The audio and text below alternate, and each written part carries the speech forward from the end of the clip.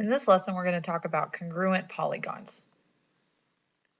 When we're naming and comparing polygons, we want to list the vertices in order, either clockwise or counterclockwise. So for example, when we're given this polygon right here, if we want to start at letter D, then we can go whichever way we want, we just have to go in order. So for this example, I'm going to go clockwise. So I would say DCBAE would be this polygon. Now, I don't have to start at D. I could have started at C and said CBAED. Or I could have gone the other way. I could have said DEABC, or I could have said CBAED. So it doesn't really matter which way you go, just as long as you name them in order. When you're comparing two polygons, begin at corresponding vertices and name the vertices in order and go in the same direction. Now remember, corresponding, okay, remember that from parallel and parallel lines with transversals. When we're talking about corresponding, we're talking about the like the ones that are in the same spot. So for example, D is in the same spot as I, okay? So whenever we're naming a polygon, so like this one, we named it DCBAE, we started at D and we went clockwise. That means for this one, we would have to start at I and go clockwise. So we would call this polygon IJKPH. And then by doing that, you can identify corresponding parts. So for example here, like what we talked about earlier, D then would correspond to I, or segment AE would correspond to segment PH. In this one, we're going to name all the angles that correspond. Okay, so all the angles that are in the same spot. So angle D is in the same spot as angle I, so they correspond. Angle C corresponds to angle J. Angle B corresponds to angle K. Angle A corresponds to angle P, and angle E corresponds to angle H. Then we're going to name all the segments that correspond. So here, DC corresponds to IJ. CB corresponds to JK. BA corresponds to KP. AE corresponds to PH. And ED corresponds to HI. So how many corresponding angles were there? We'll just look at the list we made, right? D to I, C to J, B to K, so on and so forth. 1, 2, 3, 4, 5. So we had 5 corresponding angles. Here, the same thing, name how many corresponding segments were there, right? Corresponding sides. DC corresponded to IJ, CB to JK, BA to KP. So 1, 2, 3, 4, and 5 were how many that we had. On this one, we're going to say how many ways can we name pentagon DCBAE? Okay, and here we already have the answer. We can name it in 10 different ways, and we're going to name them all in those ways. Okay, so we can name it just like we did up there, DCBAE, right? We could also start at C. We could say CBAED, or we could start at B and say BAEDC. We can start at A and say AEDCB, or we can start at E and say EDCBA. So that's the way for clockwise.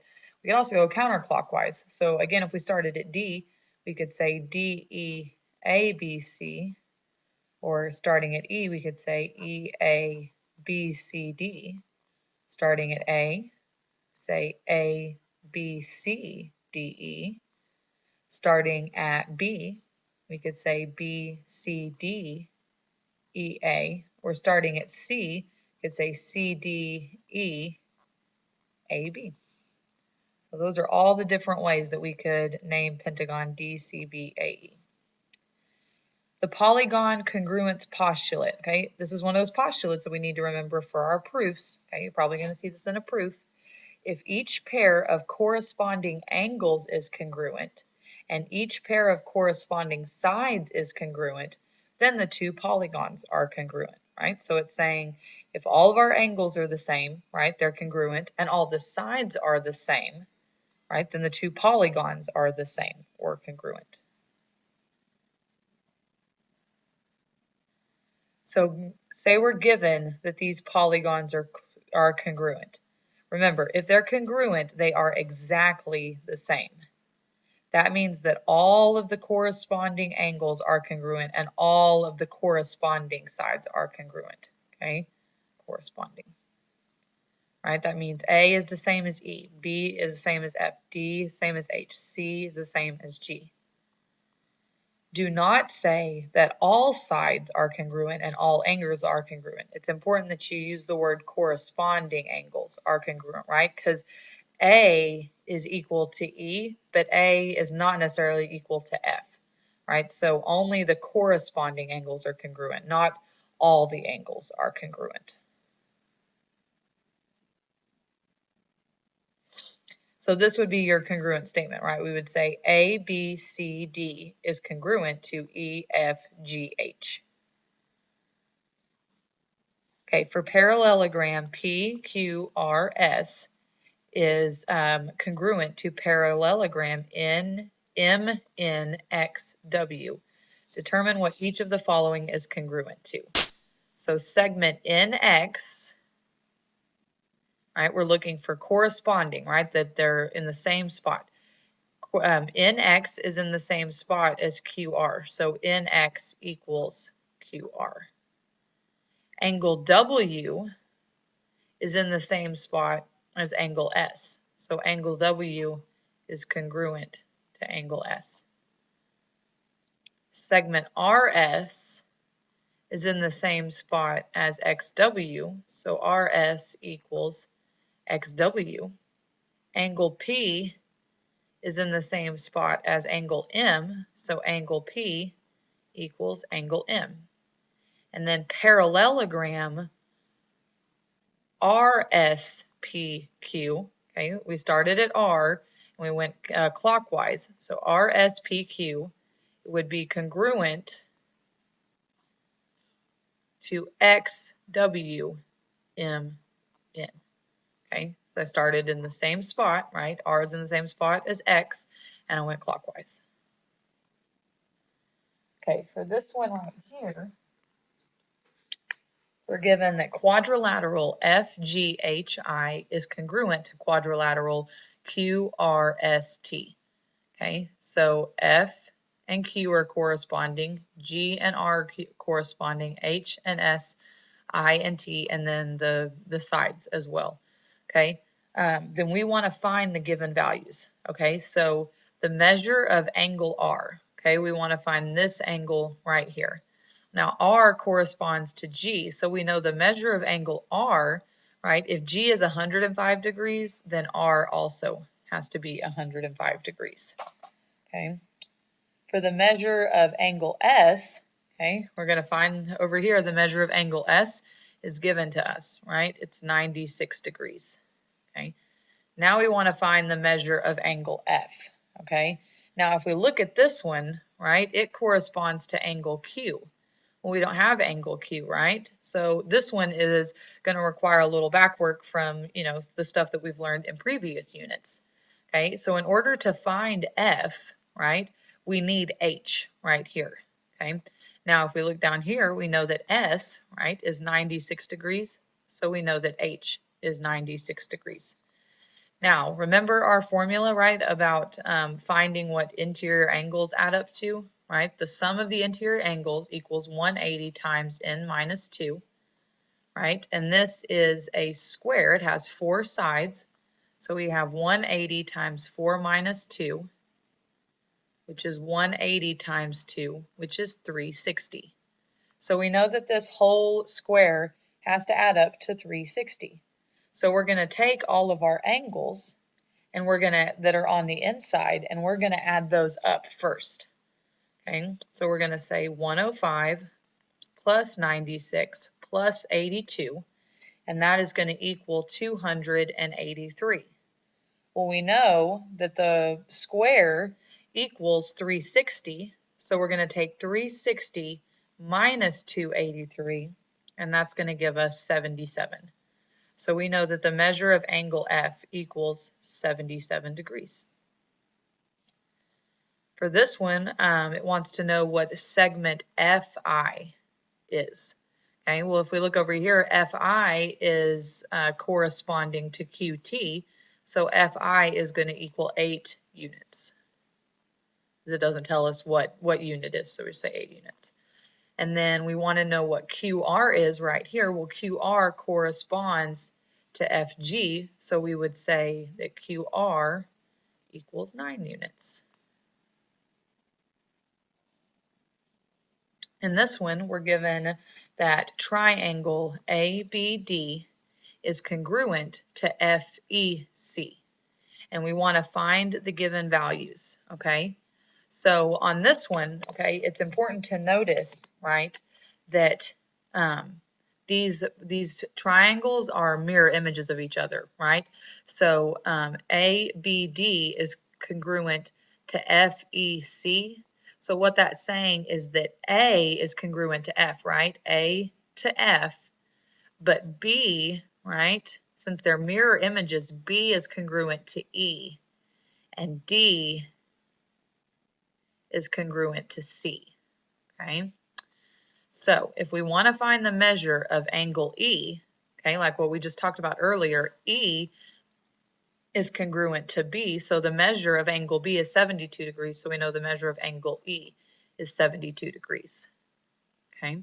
The measure of angle F corresponds to the measure of angle A, okay? Since A is 63 degrees, F is also 63 degrees, okay? Now we want to find the measure of angle FCE, okay? So the big triangle right here. And the big triangle, right, FCE, is congruent to ADB. All right, so this right here, ADB is 45, so we know that FCE also has to equal 45 degrees. Okay. So now we want to find the measure of angle CGD. Now for this one, right, we don't know what G is. G is not in our corresponding, right? It's this CGD is its own little triangle that's made from the two bigger corresponding triangles. But we do know that both of these angles are 45 degrees, okay?